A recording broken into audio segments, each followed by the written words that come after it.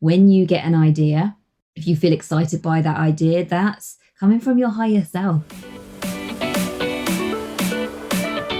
Welcome to season 2 of the Bigger Than You podcast, your go-to weekly podcast that blends energetics and mindset to help you do whatever it takes to bring your vision to life whilst having fun on the way. I'm Jenna Holloway, your host and multi-award-winning intuitive hypnotherapist and mindset coach. My purpose is to help mission-led business owners and visionaries who want to inspire change by leading the way in a space that otherwise may feel unnerving and too difficult. This is Bigger Than You.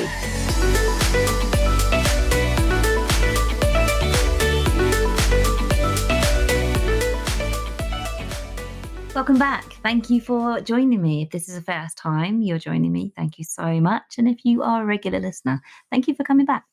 I've just coined this episode Just Start.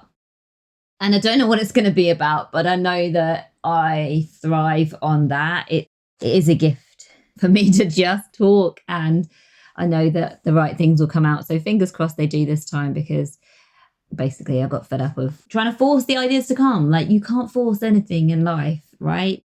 My issue this morning was, like, I woke up and I realized, right, today's the day that I'm going to record a podcast. And I realized that I had been putting it off a little bit because I've just got so much to teach you. And so it's like my quandary this morning was, well, where do I start?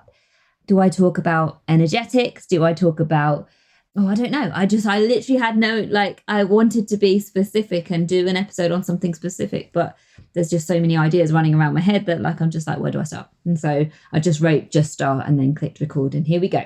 And so the reason I think why I put it off was because I wanted to have all the clarity, or, I wanted to have it clear in my mind, but that is a recipe for slowing yourself down and holding yourself back. Because if you wait until you feel ready to do something, you're missing your opportunity. When you get an idea, if you feel excited by that idea, that's coming from your higher self. And the best way for you to run your business is to run it through, let intuition lead the way. Be open to the intuitive nudges and go with them. If you get an intuitive nudge and you ignore it, it's just such a waste. It's such a waste of a gift. And the more you start to trust your intuitive nudges and actually act upon them, not needing to make sense of it. You get an intuitive nudge, most of the time it won't make sense to you, but it's always the messages that come through from your higher self get you to do something, and you cannot see the bigger picture. You don't know why you're getting an intuitive nudge to do something, but you just do it with that faith that it will all become clear, and it always does.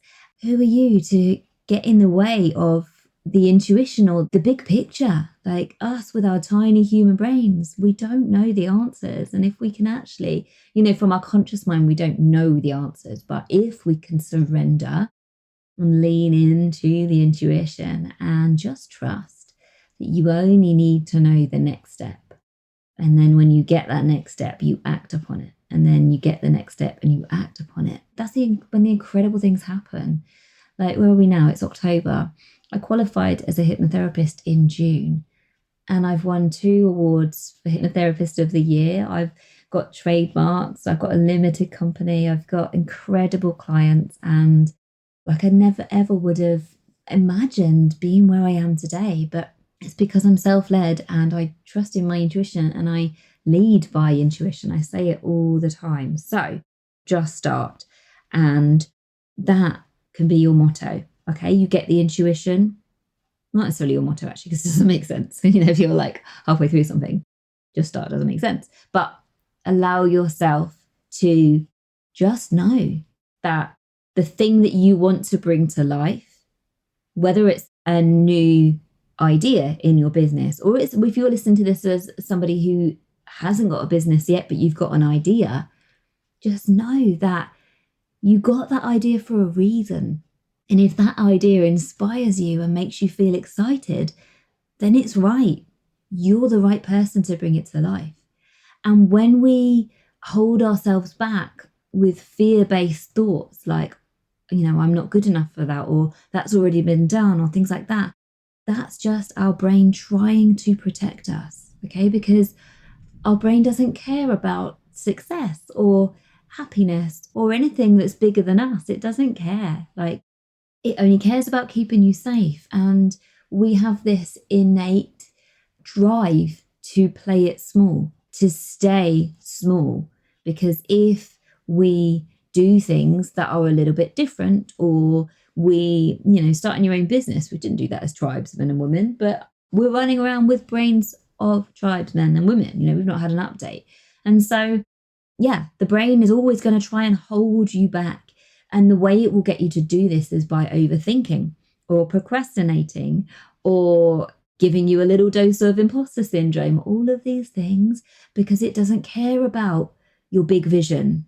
It only cares about keeping you alive.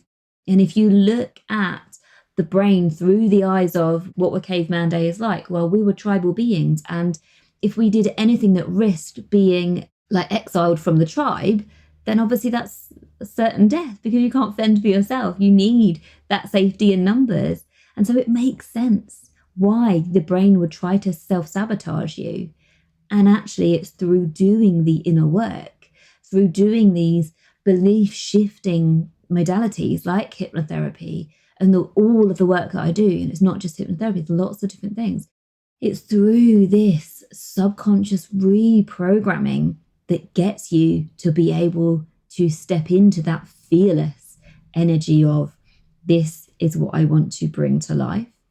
And I can see it in my mind's eye. And whatever I can see in my mind's eye, I can make happen.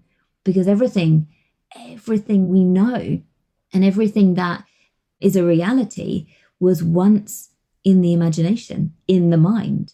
And so whatever you can see in the mind, you can bring to life.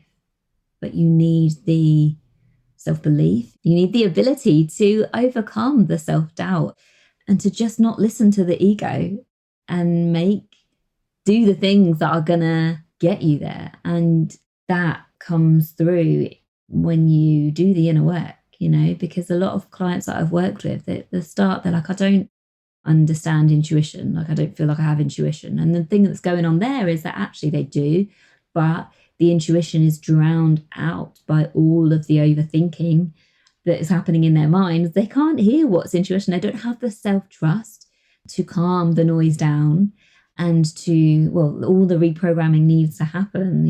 We need to work on their self-worth, or we need to work on their ability to receive, whether that's receive clients, receive money, even receive ideas, because those ideas will still be there, but they're just blocked off to them. So therefore they don't feel like they ever get intuition. You need to open up to it. You need to be open to receive it. The same with anything, okay? Abundance is everywhere. And actually, how you experience the world is a reflection of your inner world. So if you don't believe that you are worthy of your big dream or worthy of receiving X amount of money for your services, then you won't. You will energetically block yourself from that because you don't believe you're worthy. So the worthiness piece is massive. Whether you feel that you deserve to be successful, or sometimes there's a fear of becoming successful because what if it changes me? And maybe you had a role model of somebody in your life as a child that was successful, but that was never at home. Maybe you had a business owner parent that wasn't around very much. And so you formed this belief that it's going to take you away from the family home. Well, actually, you can be starting a business in order to create that financial time and freedom so that you can be there for your family. That's my why. But if on a subconscious level, I believed that if I was successful, it would take me away from my family, then I would never have achieved the success that I have achieved, because my subconscious mind will have stopped me from being successful. Okay. So this is where your beliefs are so, so important. And the things that you experienced, which you may not even be aware of now, let me just backtrack there a second. The subconscious mind stores every single thing we've ever experienced, and it's subconscious. So whilst we've only got very few memories in the grand scheme of things, actually our subconscious mind has stored everything.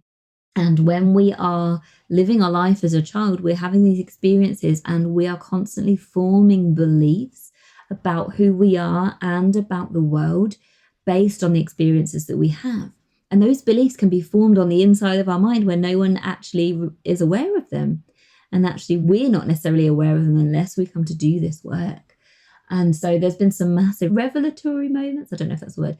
There's been some massive moments for my clients where they're like, we've been doing an exercise together and they're like, shit, I've just realized that I believe that if I'm successful, my relationship will go down the toilet, for example. That's just one example. But it's like success at what price? If there's a belief, a subconscious belief that you can't be successful and be ridiculously wealthy or ridiculously happy or ridiculously in love, like you deserve whatever you want to have. You are worthy of everything. You always have and you always will be good enough. And the only limit is yourself. You are holding yourself back right now because what you believe will shape how you feel, and how you feel will influence your actions. So if you believe on a subconscious level that being successful is going to take you away from your family, then your subconscious mind is going to do whatever it takes to stop that happening. And in come the self-sabotage techniques, the procrastinating, the not following up with leads, all sorts of things.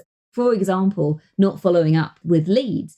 In your mind, you frame that as, oh, the universe will bring clients to me when they're ready to work with me, and there'll be a full body yes without me following them up. If you're telling yourself that, then fine, but only if you're in an expansive energy with that. If the energy underneath that action is fear-based because you fear rejection or you fear success, if you are doing so well and you actually believe that success comes at the price of taking you away from your family, then you're not going to achieve the vision that's in your mind if your beliefs aren't congruent with that. So all of your beliefs have to work for you. And this is where the inner work is so important. I've worked with and seen so many entrepreneurs who have got their success and they've got to a certain place and then they're like, fuck, I actually feel quite empty. I've worked for years to get to a position where I'm earning whatever it is a month, and actually they don't feel any different. And that's because they are putting their happiness or their feelings onto a set of circumstances that when I'm earning this or when I've got this type of program, then I'll be happy. And that day comes and it actually is no different. It's like when you're a child and you can't wait to turn 12 years old. And then you turn 12 years old and you're like, oh, it's just the same. Okay, happiness comes from within. And what is the point in building a business and in working towards a vision if you're not happy right now? Now's the only moment we ever have. And so you want to get to a place where you can lead yourself, you believe in yourself, you believe that you are worthy, and you have absolutely no doubt whatsoever that you're going to get to where you want to be and that nothing is going to stop you. And that this is personal, by the way, you can pivot and you can do it, change up everything. You can put an end to a very successful program that's changing lives and that's bringing lots of money. You could put an end to that if it doesn't feel aligned, and do things based on what feels right. Because this is me right now, okay? Like I'm ending Change Your Life. It's the most amazing program. It gets the most amazing results for the clients. But I know actually energetically I've moved on and I want to just be working with business owners. And I've got my one-to-one clients that are business owners, but actually my whole marketing is changing.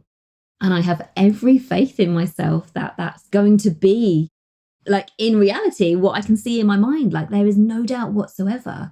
And so I have every faith. I don't worry about what if this, what if that. I don't know. Like I have the self-belief to know that I'm fully supported and that my energy, like it excites me. I feel expansive about it. And when we're in alignment with the things that we want to bring into from our imagination into reality, when we're in alignment with that, it doesn't take long. regardless of the size of your business now, or regardless of wherever you are on the journey, this next point is so relevant to you. You want to be running your business from a place of safety, where you feel supported, where you feel safe for what is happening in your business. You and your business are separate. Whatever's happening in your business does not define how you feel about yourself. Your self-worth is separate. You are always worthy. You are always good enough. And actually, your feelings, like validation, is not tied up in the business. So to sum up then, you make your own rules. You just need to be aware of the thoughts that you're having. Are you empowered? Look at the actions that you're taking and just understand and get good at paying attention to the energy that's underneath those actions. Because you can take the same action in your business with two very different energies. And it's always the energy that is important. Is it an energy of expansiveness, open to abundance and possibilities, or is it a constricting, fear-based energy? That's it. That's what I'm going to leave you with. I hope you've taken from this podcast something of value. Just allow yourself space when you finish listening to this to pause for a moment and allow something to drop in. Be open to something dropping in based on what you've heard today.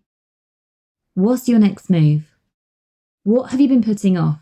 This is key because your intuition is there for you and it's getting you to do something, and it might not make sense to you.